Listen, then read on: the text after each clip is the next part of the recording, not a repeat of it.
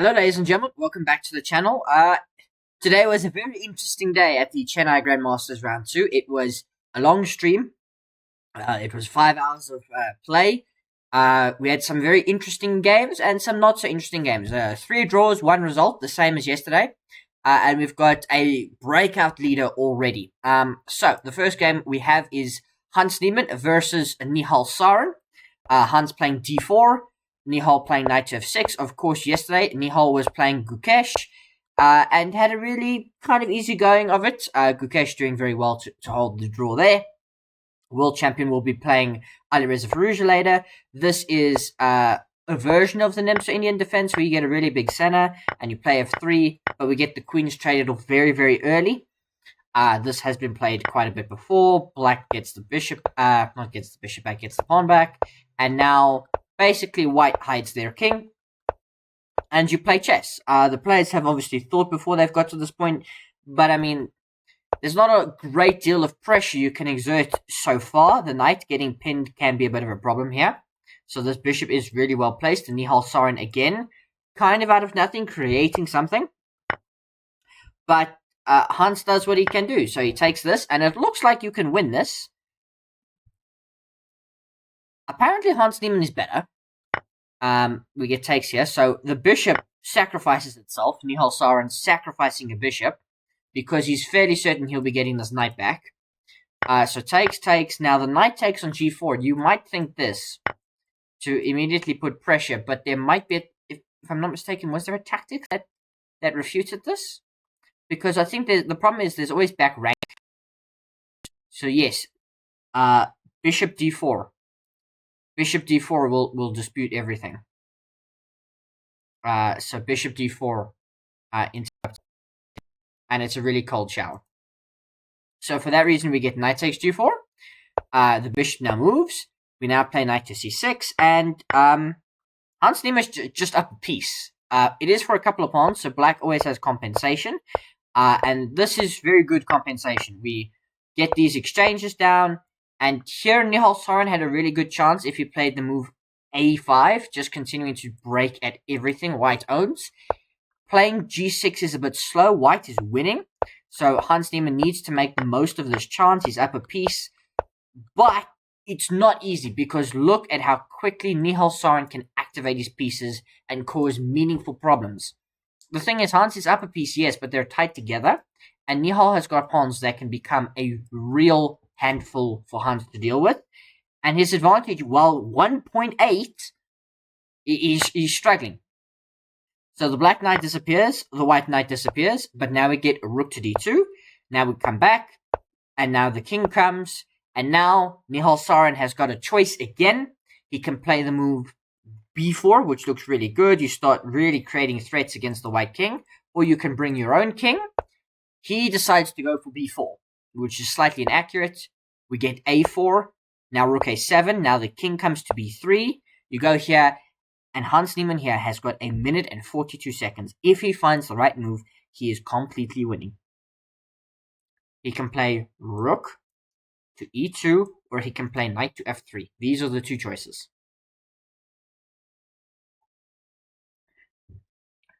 He plays the move knight to f3, and blunders all of his advantage in time pressure, but now rook a1.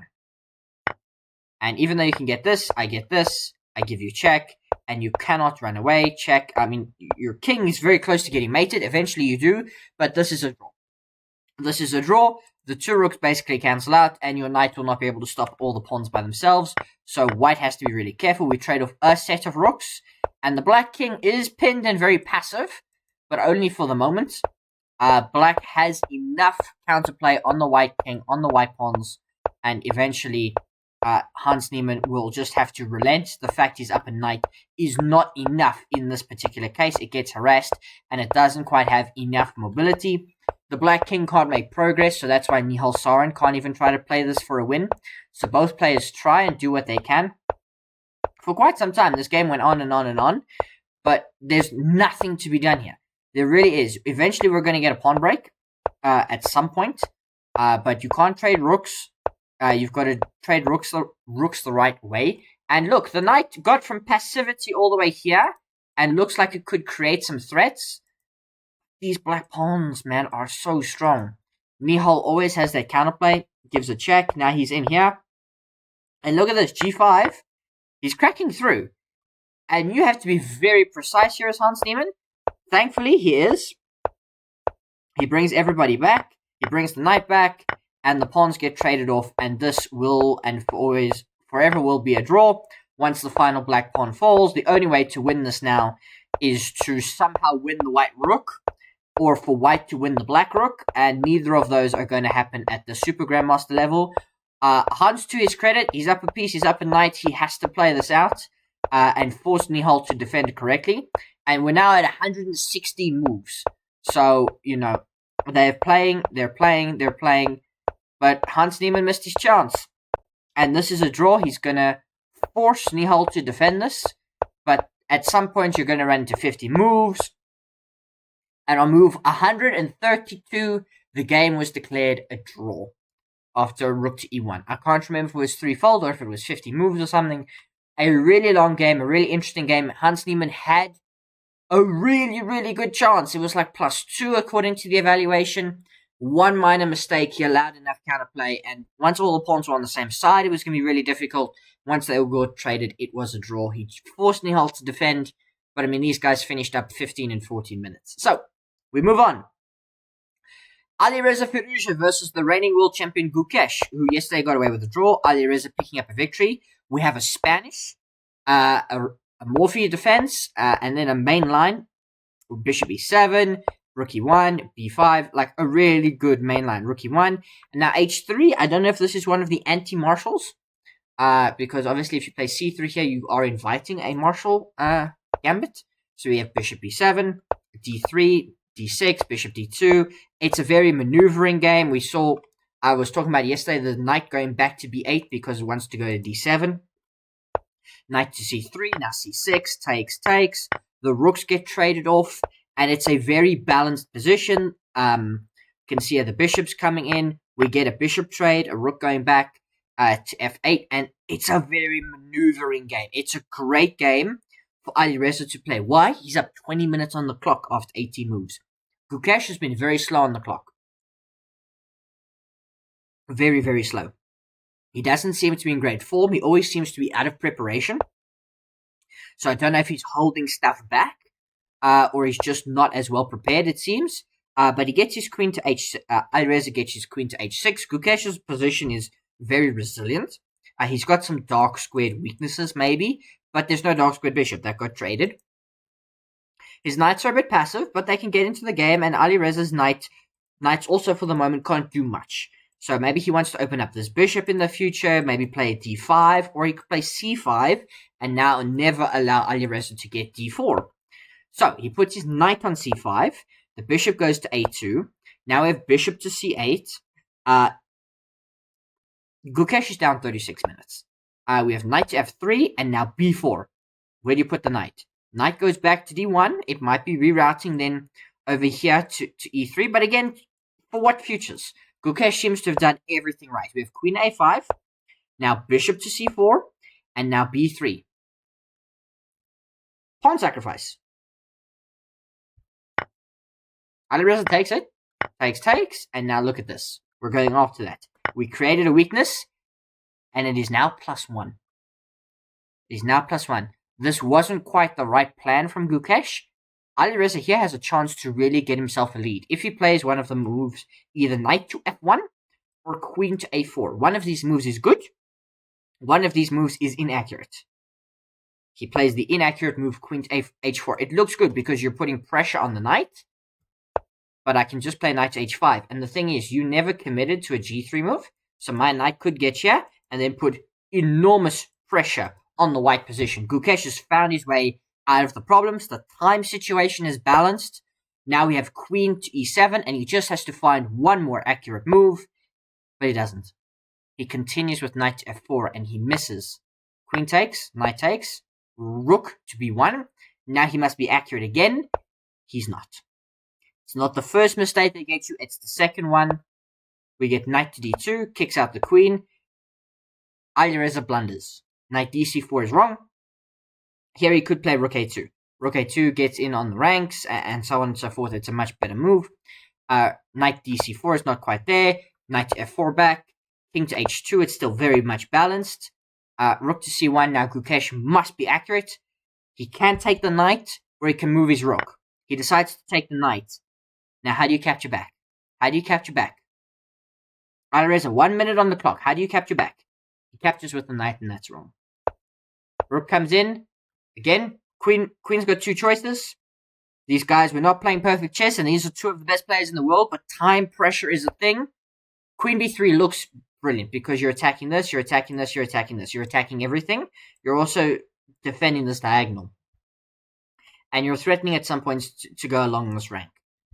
But the knight comes back, defends the rook. King to g7 now takes. Alireza Firouzja is up plus 1.5 according to material, and he's now up a pawn. Queen b4. Now you can play queen to c4, offering a queen trade, or you can play knight to c4, looking to potentially get in and start targeting the rook. Queen to c4 is played, and it's not taken. Gukesh should have traded queens. He doesn't. Now we get queen to c8. The rook goes back to f7. Rook e8's wrong. You could have kicked out the knight.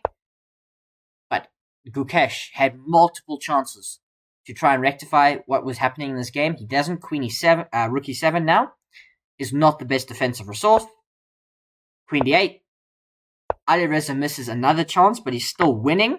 He hangs a queen. He gets a queen. We get rook to b7. The knight comes back, and here Gukesh, for what feels like the fifth or the sixth time, has a chance in low time to find a defensive move that will give him enough chance to defend this position.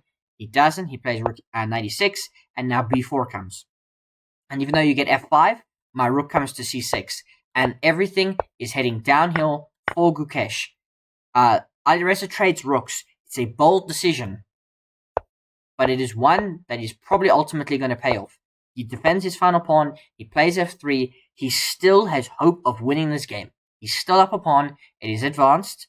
You've got to really work hard to rotate this knight to a way where it can capture. And by that time, the white king is going to make good progress. So for that reason, we take. Now the knight comes out to b3. The king comes. And Gukesh has one final chance to stop what's about to happen. A choice of knight moves. He chooses wrong. He goes for the pawn. Now the knight comes in. We give that up. King f2 is wrong. You should go up. He goes here, assuming to try and defend the pawn. H5 is played, which is not accurate. Check. We pick this up. Yes, this comes with check, but we get this. And ultimately, Alireza is up a pawn. That is what has happened. He's going to safeguard this. He's now up 2 pawns. And this is winning. After knight to f6, Gukesh resigned. And so Alireza Firouzja is 2-4-2. I believe this was the first game to finish. Pranesh M versus Dmitry Andreikin. Was an English c4, e5. So it could have been something really interesting. They went for a reverse Sicilian, but they played a really interesting line. I've never seen this before. Where you get all these random captures. Like, I'm just clicking through like it's theory. Dmitry Andreikin was down half an hour. Like, look at this. He played c4. He went for knight d5. Here he thought for 4 minutes, so he obviously had to recall something, or he went to the toilet. Knight c6. He spent another 5 minutes on knight to f3. Knight ge7. And now he spends 15 minutes on move 6, taking this. This check comes in. He now blocks it. We get takes, pawn takes, which is natural. Takes.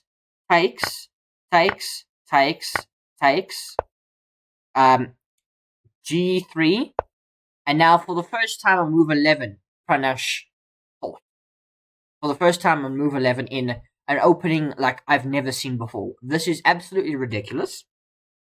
It is a pretty common idea where you attack the rook and you attack this.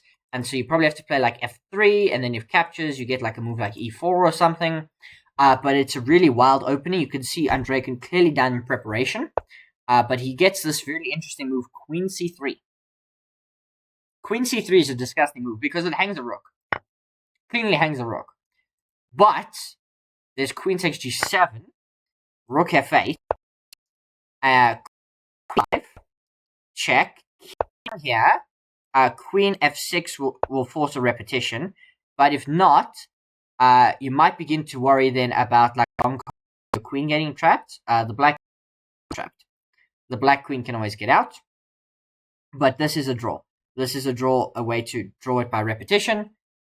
Queen c3, and that is exactly what happens as we click through the moves. Yeah, 18 moves that made a draw. Andreikin gets out the woods. Pranesh gets a draw, which he probably won't be too unhappy about. He spent 20 minutes of clock time. Yeah, alright. Final game. The Madman versus the man in form. Arjun Erigaisi versus Nodirbek Abdusattorov. Abdusattorov with the white pieces. He plays e4, e5, knight to f3, knight to c6, and bishop to b5, a Spanish. We have a6, bishop a4, bishop e7, and now d3, very early on d3, so kind of an anti-martial with d6, c3. This is played in a more interesting line with f5, which is kind of, it's played. There's like some deferred Schliemann's kind of things, which can happen. The Indians have played this before. I've seen Prague play it. I think he played it in the candidates, either this one or the last one. We have h5. You can be really aggressive with black in the Spanish, and the Indians have been exploring this. Now, bishop f6. No games in my database, so let's not even try to explain this.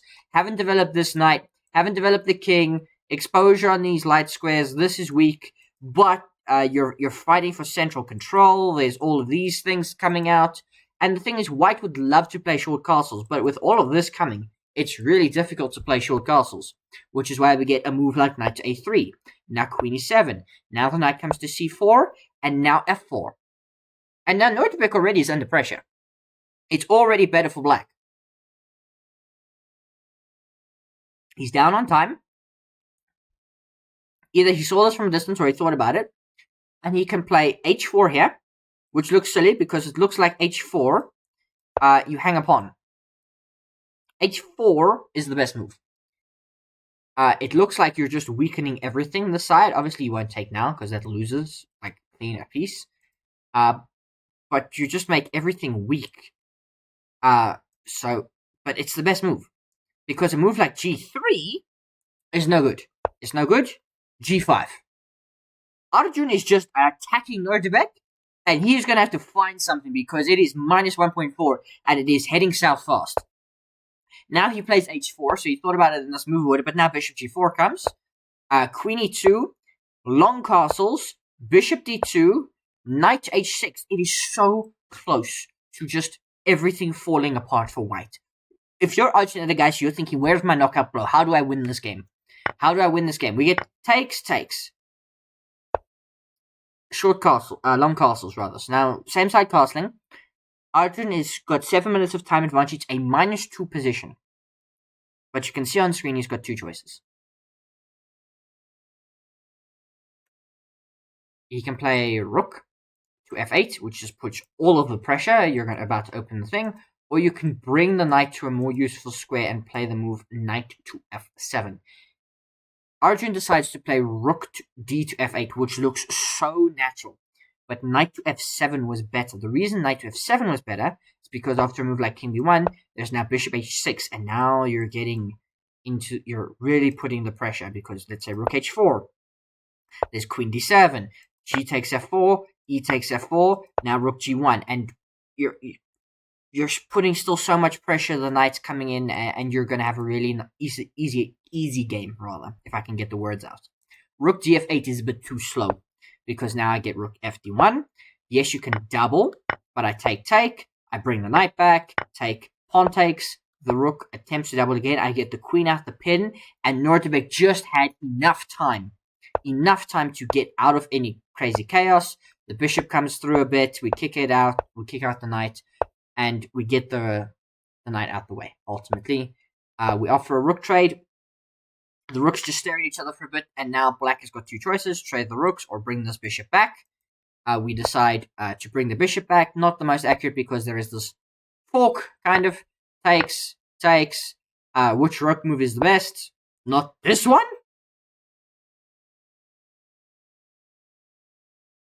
Which just looks ridiculous. Obviously, rook takes f1 was the best move.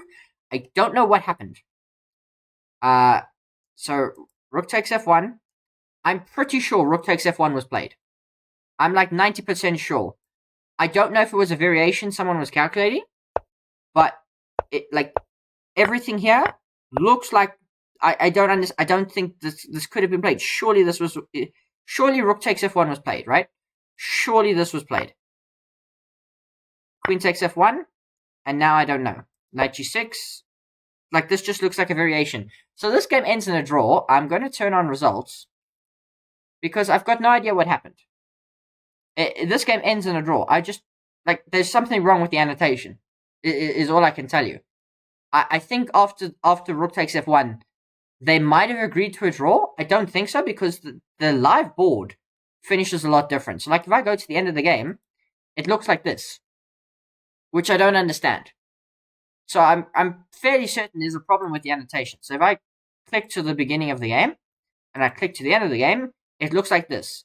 This is not how the game ended. This game did end in a draw. So I have no idea. But this game did end in a draw. That much I can tell you, ladies and gentlemen. So only Alireza Firouzja winning today. He defeats the world champion. Concerning for Gukesh, he might be holding some prep back. I don't know. It might be a bit early to be holding prep back for a world championship match. But we wait and we see how he's going to respond. But Alireza Firouzja so far is the breakout leader of the Chennai Grand Masters for 2026. And we wait to see if anyone will catch him. Cheers.